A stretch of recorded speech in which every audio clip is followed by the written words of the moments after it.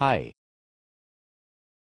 My name is Harmonica Boss, and I am on this hill watching the world go mad, since Craig Ferguson decided that it was okay to make tiny mouth organ jokes. Ha ha, very funny. At least that is what Saturday Night Live must have thought when it decided to jump on that train of little harmonica jokes. Really, Saturday Night Livey, you had to start stealing the creative juices of Craig Ferguson and rope Paul McCartney into it? Really? When people find out I play harmonica they ask me, do you know Griff? When I say yes they say, isn't John Popper amazing? Which is really more like a statement than a question, so I say nothing. However, there is no way I can remain silent on the conspiracy that is brewing against harmonica players by the banjo-friendly media. Yes, I said it. Banjo-friendly media. My friend Liz, who knows Griff, but wishes she knew Steve Martin, has a birthday remarkably close to John Popper's. Liz plays banjo and walks with a limp, which are unrelated facts, since she has not been the victim of any weird banjo accidents.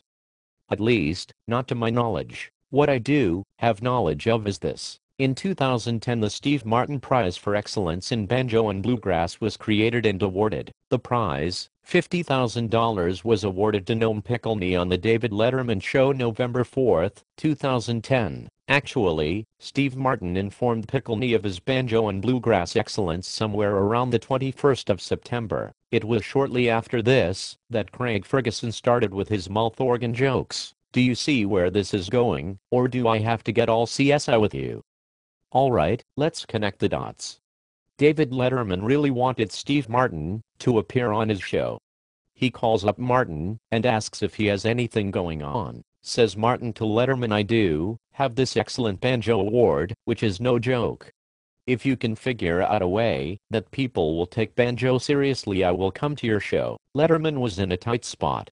He really wanted Steve Martin on his show, but getting people to take banjo seriously would be a most arduous task. Then it came to him.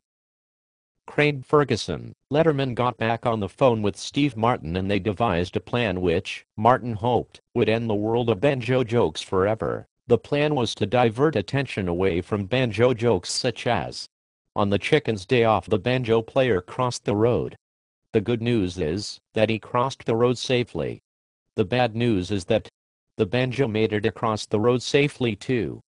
So Letterman got on the phone with Ferguson and said, I want you to start making mouth organ jokes and I want you to start now. Ferguson had no choice.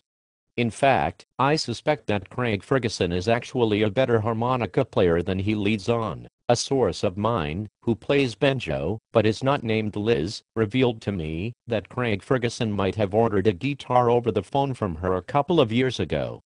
She can't say for sure, but believes that Ferguson may have purchased a couple of harmonicas on that very same order. My point is that you can't play the harmonica that poorly for comedic effect without some understanding of the instrument. Couric appeared on the Craig Ferguson show December 7, 2010, and, when given the choice between an awkward pause or a little mouth organ, pulled off a pretty good / not bad version of the song Shenandoah. While riding home from the show, Couric began to peel away some of the layers of this conspiracy, and a YouTube video from which I will quote, said Couric, I just did Craig Ferguson. He's really nice. I thought he was cute, although kooky, but really cute. So I guess there they make fun of how they have no budget on the show. You have a choice between what he calls a mouth organ, which of course is fodder for a lot of his dirty jokes. Now that Couric had let the birds fly on Ferguson's mouth organ jokes, Steve Martin was now sent scrambling. He had already been on Letterman, effectively using up his excellent banjo award for the year. Martin felt like he had to make another crafty move on harmonicas to seal off a return to banjo jokes. Martin called up his old friends at Saturday Night Live. He said, look, I've been helping you guys out since February 26, 1977, when I first hosted your show with musical guests the Kinks. Right now I have a little kinky situation myself and need you to do me a favor and get Paul McCartney to play a tiny harmonica on your show. Saturday Night Live was put back and said to Martin, I don't think we can do that. When Martin threatened to never host their show again, Saturday Night Live's hands were tied, and thus they somehow tricked Paul McCartney into playing a tiny harmonica that night. So there you have it. My view from this hill on a world gone mad. My name is Harmonica Buzz. And, yes, I said it. Banjo-friendly media, that's right. I said it. Banjo-friendly media.